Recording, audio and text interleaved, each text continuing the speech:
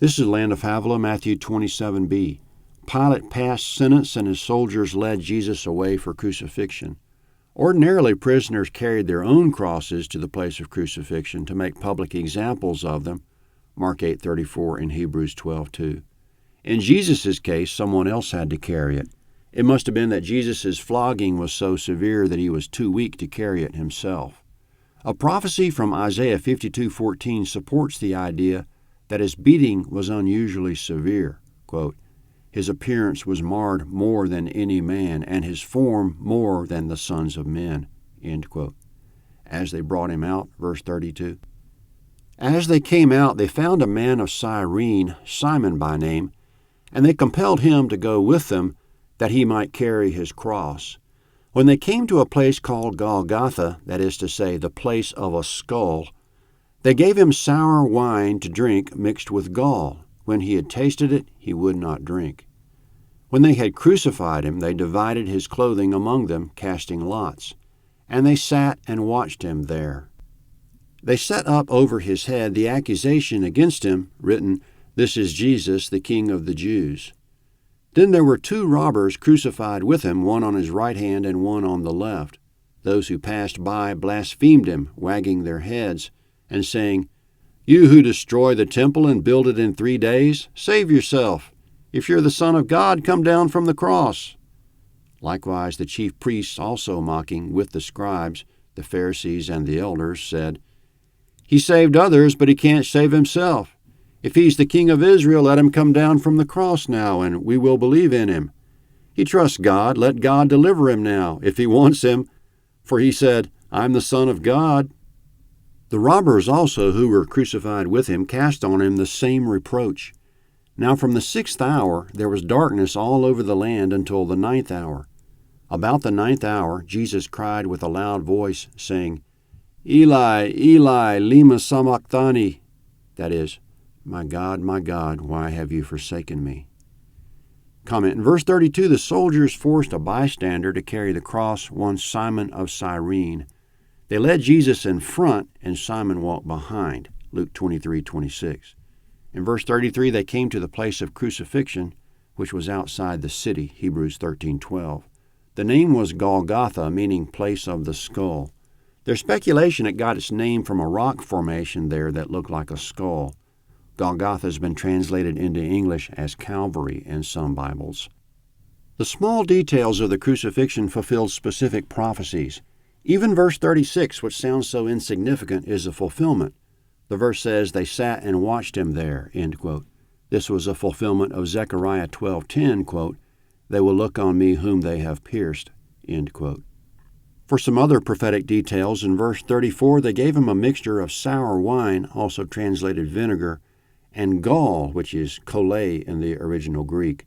The words kole or gall don't identify the substance, except to indicate it was bitter and repulsive, and that it didn't belong in a drink, so we can conclude that it was put there for taunting and mockery. Jesus tasted it but wouldn't drink it. The combination of vinegar and gall was prophesied in Psalm 69:21, quote, "They also gave me gall for my food. In my thirst they gave me vinegar to drink," end quote.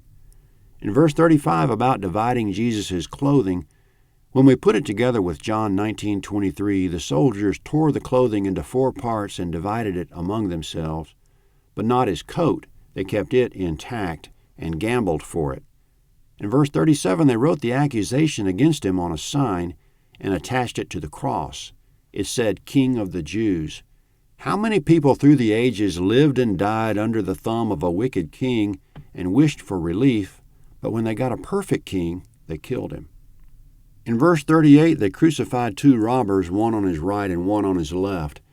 This was a fulfillment of Isaiah 53:12, quote, "He was counted with the transgressors," end quote.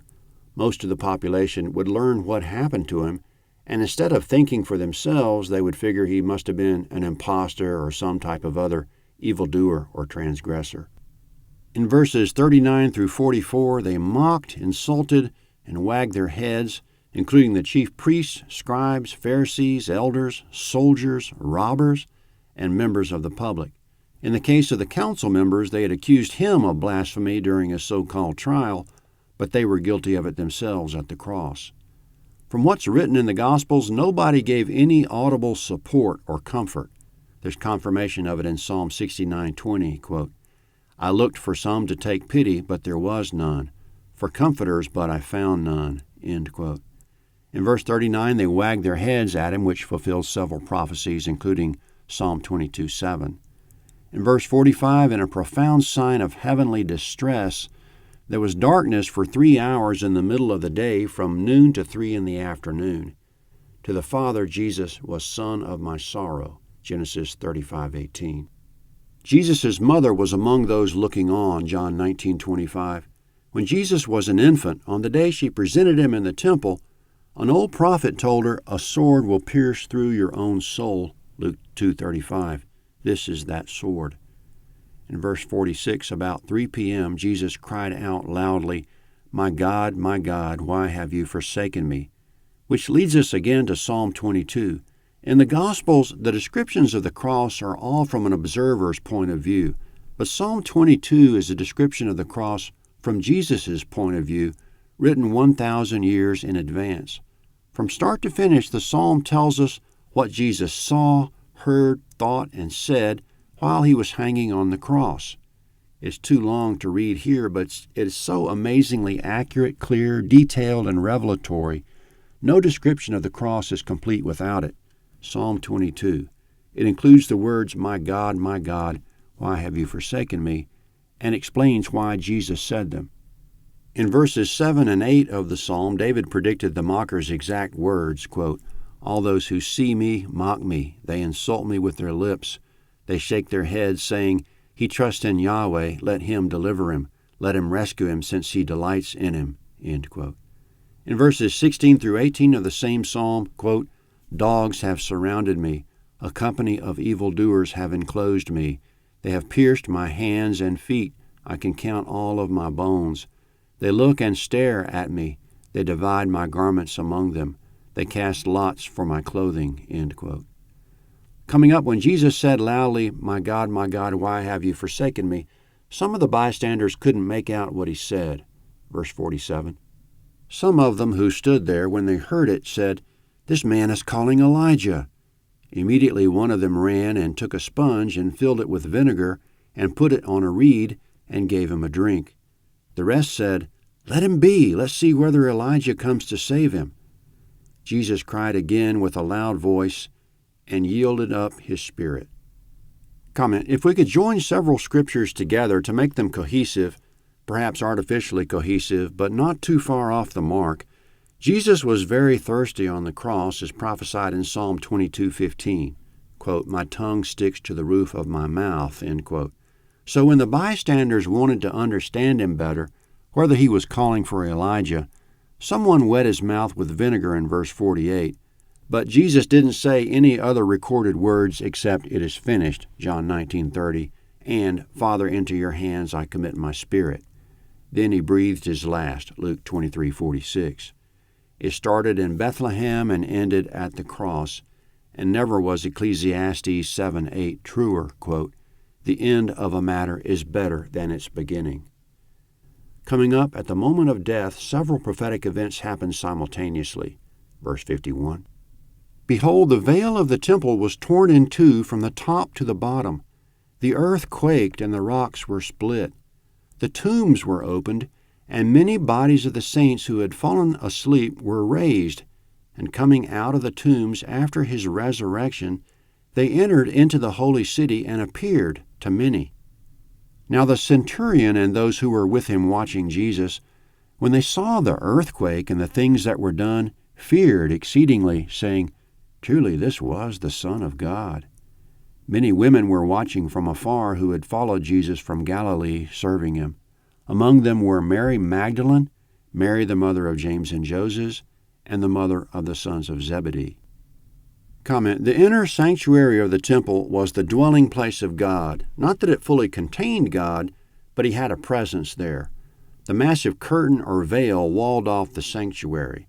We don't have the dimensions of the veil, but to cover the entire entrance to God's sanctuary, the veil would have to be 30 feet tall and 30 feet wide. 1 Kings 6:2 and 20.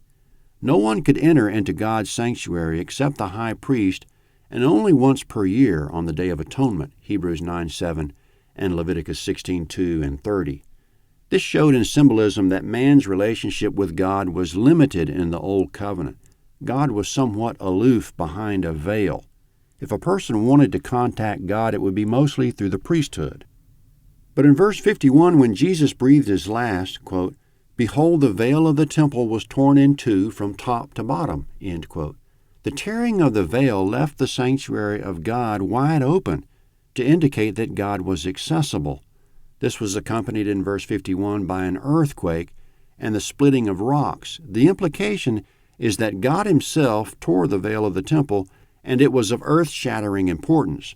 For a man to tear the veil, starting at the top, as it says, he'd have to have a ladder, but obviously it was God that did the tearing. God was saying that because of what Jesus accomplished, the path to him was now wide open, and that a person didn't need a priest to approach God. After the Gospels, the rest of the New Testament is mostly an explanation of that monumental shift in the relationship between God and man, what it means for us. Verses 52 and 53 are a fast-forwarding to Jesus' resurrection, that after Jesus resurrected, there was also a resurrection of many dead saints who came up from the graves and appeared to many in Jerusalem. They were resurrected in body, it says, not just in spirit. There's no record that they said anything, just that they appeared. But surely they did say something. The crucifixion was very confusing, that it looked like the Father disapproved of Jesus, and probably the resurrected saints set the record straight. In verse 54, there was a centurion attending the crucifixion, maybe in command. When he and his fellow soldiers observed the darkness for 3 hours, and what Jesus said, his death, the earthquake, and everything else, God startled them with the truth. They said, "Truly this was the Son of God." But it came too late to spare Jesus from the mockery. In verses 55 and 56, many women from Galilee watched from afar. There's no record that any of the disciples were there except John, who called himself the disciple whom Jesus loved in John 19:26. Verse 57, when evening had come, a rich man from Arimathea named Joseph, who himself was also Jesus' disciple, came. This man went to Pilate and asked for Jesus' body. Then Pilate commanded the body to be given up. Joseph took the body and wrapped it in a clean linen cloth and laid it in his own new tomb which he had cut out in rock. And he rolled a great stone against the door of the tomb and departed. Mary Magdalene was there, and the other Mary, sitting opposite the tomb. Comment: all four Gospels honor Joseph of Arimathea for stepping up at the bleakest possible moment. To combine all the information about him, he was a prominent member of the ruling council of the Jews. He didn't consent to the crucifixion. He was a secret disciple, rich, good, righteous, and waiting for God's kingdom. On the day of crucifixion, he realized he owned a tomb nearby. It was new, cut in stone, and never used. He boldly approached Pontius Pilate and asked permission to take possession of the body. He got permission, went to Golgotha, and found the centurion in charge. Presumably he showed him the permit in writing. He took the body down, probably with the soldier's help, since the governor's signature gets action. At some point, Nicodemus came, who was another prominent ruler of the Jews. He brought 100 Roman pounds of spices to apply to the body in the customary way. Joseph wrapped the body in a linen cloth that he purchased, transported the body and laid it in his tomb, which was in a garden, and rolled an enormous stone over the entrance, no doubt with plenty of help since he was rich. It all had to be done very quickly because the Sabbath would be arriving at sundown, and there could be no work after that, Mark 15, Luke 23, and John 19. Several of the women from Galilee watched the process, including the closure of the tomb with the stone. If we could draw a parallel here to investing, the saying is buy low, sell high. Joseph of Arimathea bought in when Jesus' stock was at its lowest point, along with Nicodemus. For us, wherever Christ is being ridiculed, it's our chance to buy low. So they got Jesus in the tomb before dark. The next day was the Sabbath. Coming up, the rulers of the Jews are going to do what they accused Jesus of doing, and what they wanted to kill him for by commanding some work be done on the Sabbath. Verse 62. Now on the next day, which was the day after the preparation day, the chief priests and the Pharisees were gathered together to Pilate, saying, Sir, we remember what that deceiver said while he was still alive, After 3 days I will rise again. Command therefore that the tomb be made secure until the 3rd day, lest perhaps his disciples come at night and steal him away and tell the people he's risen from the dead, and the last deception will be worse than the first. Pilate said to them, You have a guard, go make it as secure as you can. So they went with the guard and made the tomb secure, sealing the stone. Comment: The chief priests and Pharisees were worried someone would steal the body and claim there was a resurrection, so they went to Pilate asking him to provide a security detail at the tomb. Pilate told them, You have a guard, meaning you have a security detail of your own, use them. So the Jewish leadership sealed the stone and put guardsmen on duty. Sealing the stone probably means they applied some substance to the joint between the stone and the tomb so that they could tell whether there was any tampering, as was done in Daniel 6:17. Matthew 28 is next at landofhavilah.net, Matthew 28.